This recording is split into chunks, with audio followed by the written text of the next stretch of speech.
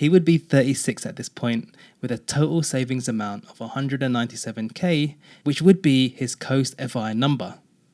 Meaning, once he hits that milestone, from the age of 36 to his retirement age of 60, he wouldn't have to do any more saving or investing.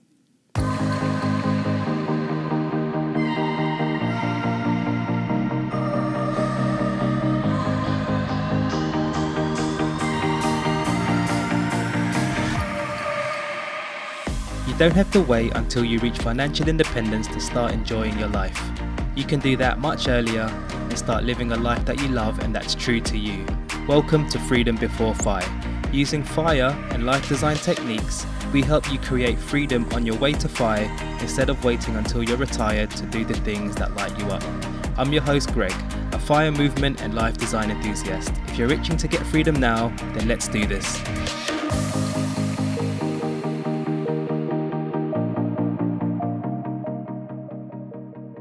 Well, hello again if you're a regular, and a warm welcome to you if you're new to the show.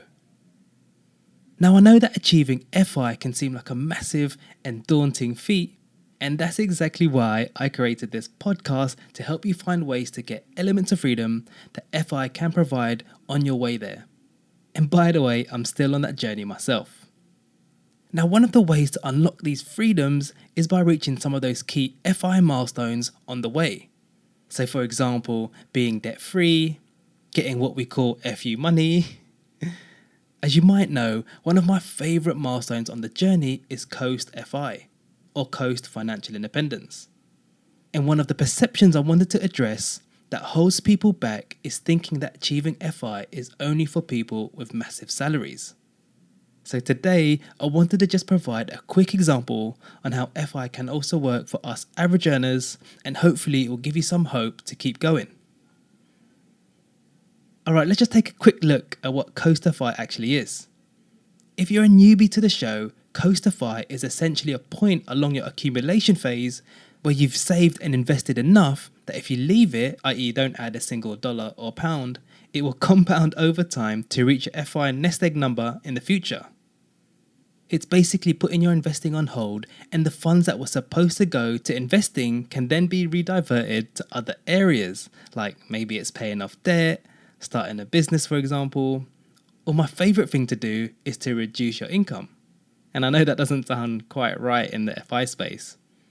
But you see, as you won't be contributing to your retirement portfolio, you can, if you want, find a better job that you love way more but at a reduced salary. Or even switch to a part-time role, freeing up more time in your week to do things that you love. So I wanted to run through a quick example on how someone can reach Coast FI on an average salary. I'll be using US dollars for this example, but you can just about convert it to pounds or euros to give you a rough idea. Alright, let's jump into this example. So let's say we have a friend called Peter. Actually, one of my favourite movies is Guardians of the Galaxy, and the main character's name is Peter Quill, also known as Star-Lord. Anyway, let's say Peter, or Star-Lord, whatever works for you, is 30 years old and living in the US. Now, according to the US Social Security website, the national average wage index was around 67k in 2023. Now, of course, that would have fluctuated here and there since. But let's just say for this example, he gets a post-tax salary of $60,000 per year. So that's $5,000 a month post-tax. Let's say his monthly expenses is $4,000 a month, giving him $1,000 left over, which he invests in index funds every month. Now that equates to a savings rate of 20%, since $1,000 is 20% of the $5,000 monthly take-home pay. Now, Peter's also saved up a bit, and he's got 75k stashed away in his retirement accounts already, i.e. he's been contributing to his tax sheltered accounts while he was working in his 20s. Alright, so really quick recap. Peter's 30 years old, 60k post-tax salary, which is considered an average wage in US, 20% savings rate, which is considered low in the finance space, and invests 1k a month. He also has 75k saved up in his retirement accounts already. Alright, let's take a quick look at his traditional FI targets. So when Peter turned 30, he was really focused on reaching FI.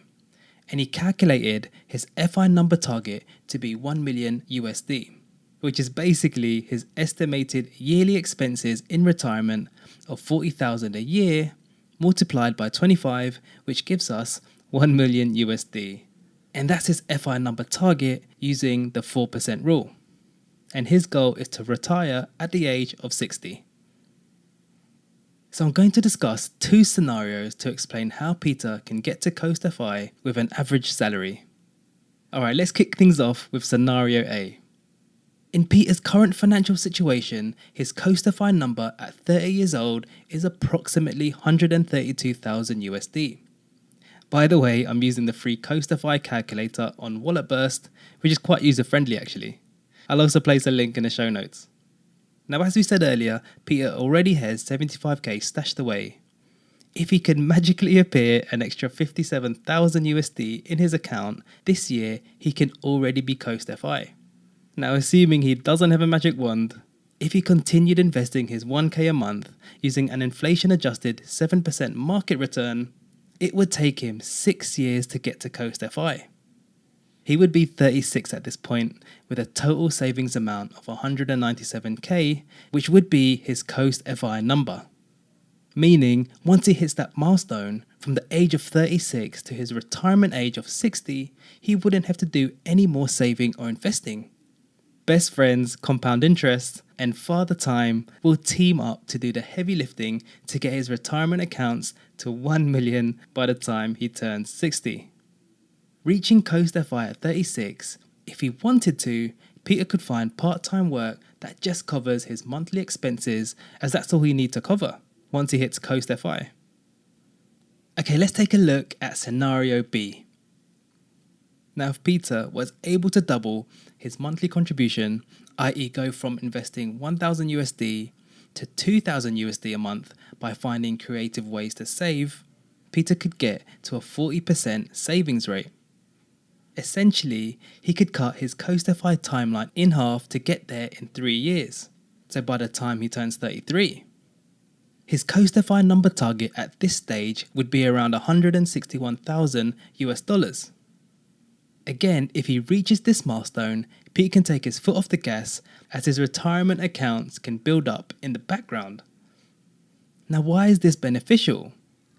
Well, let's say Peter's not happy with his career. Once he reaches Coast FI, he could potentially find another job which even pays less. The other benefit is that reducing his expenses might also mean reducing his FI number target as well.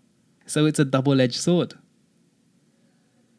Alright, so that was the quick example I wanted to talk about today. I just wanted to show that even us folk with average salaries can use these FI principles to start enjoying our lives before getting to FI. Okay, so before wrapping up, there are a few things I wanted to point out. The first one is that Peter's Coast FI target is much smaller than his 1 million FI target. So his scenario A Coast FI target was 197k and 161k for scenario B. Now that's the great thing about Coast FI. You can get elements of freedom much earlier on your path, and it's also more achievable. The second thing is, the above scenarios didn't take into account any promotions, pay rises, or side hustle income, and for sure he probably won't stay at that current salary level. But of course, the timelines could be improved if any of these were thrown into the mix during the journey. And number 3, Coast FI means that saving and investing becomes optional. This means that if Peter wanted, he could just keep investing. He doesn't have to stop investing just because he reached Coast FI. You can think of it like a rest stop that has a scenic view while you're hiking up a mountain, or driving on the freeway and seeing an exit to a town you've never seen before. You can choose to pause at the rest stop to enjoy the view, or exit to explore these new towns. Or you could just choose to keep going. You can even choose to stop and rest for a bit, i.e. enjoying a Coast FI lifestyle for a short period, then continue hiking or driving, using the analogy, i.e. going back to full-time work. It's totally up to you, And that's the beauty about personal finance. It's all on personal preference. Okay, so the last point I want to make is, perhaps you're thinking his starting point might be quite high, i.e. Peter already having around 75k in his retirement portfolio. So having a quick play on the Coastify calculator, if we adjusted that downwards, let's say he had a starting point of 30,000, it would take Peter 5 years instead of 3 years to get to Coastify, assuming a monthly contribution of 2,000 a month at a 40% savings rate, and also having a 7% inflation adjusted return, which isn't too bad. Anyway, I hope that's given you some ideas that can help you on your journey. You can play around on the Coastify calculators to match your own circumstances and see what kind of timelines pop out for you. Thank you for spending your time with us today.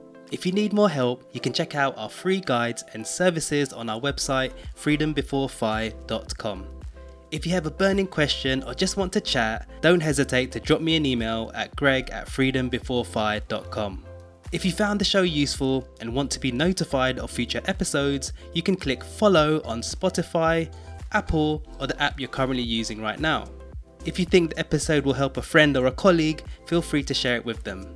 And lastly, if you learned just one good thing that will help you in your journey and you want to help us out, please do leave a 5-star rating on your podcast player app. That would help us out loads. Alright, so that's me for today. Have a great week ahead and I'll catch you on the next one.